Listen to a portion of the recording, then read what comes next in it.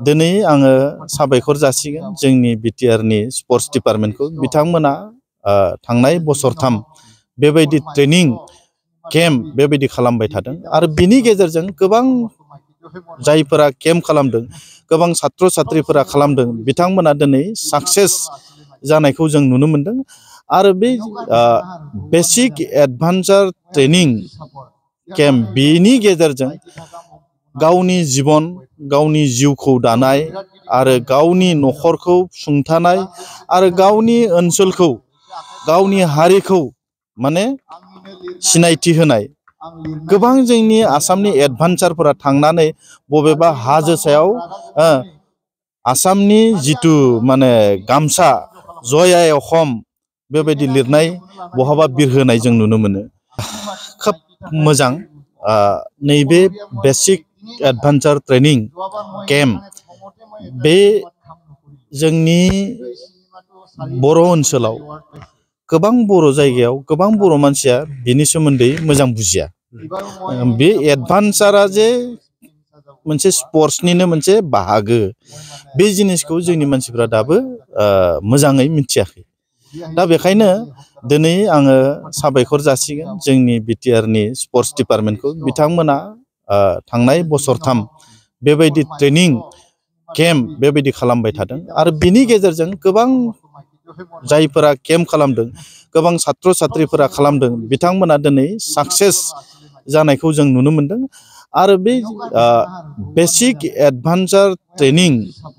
camp बेनि गेजेरजों गावनि जीवन गावनि जिउखौ दानाय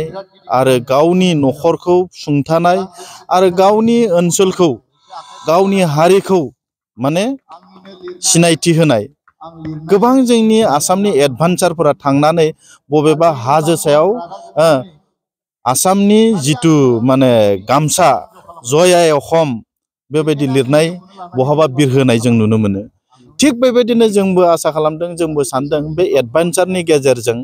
जोंनि बर'फोरनि गेजेरावबो गोबां बेबायदि एडभान्सारफोरा थांनानै बहाबा माउन्ट एभारेस्टआनो जा बहाबा हिमालय हाजोआनो जा बहाबा थांनानै जाहाथे जोंनि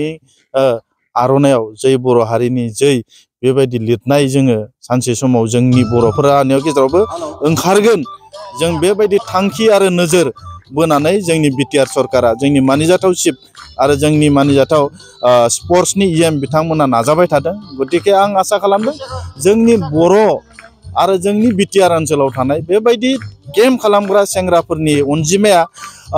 बारायनिफ्राय बारायबोबाय थादों जों बियो मोनसे मोजां लक्षण आरो जोङो मिथिनो मोनदों जे बियो बेसिक एडभान्सार ट्रेनिं केम्प बिनि उनाव मेन कर्स बिनि थाखायबो नेक्स्टआव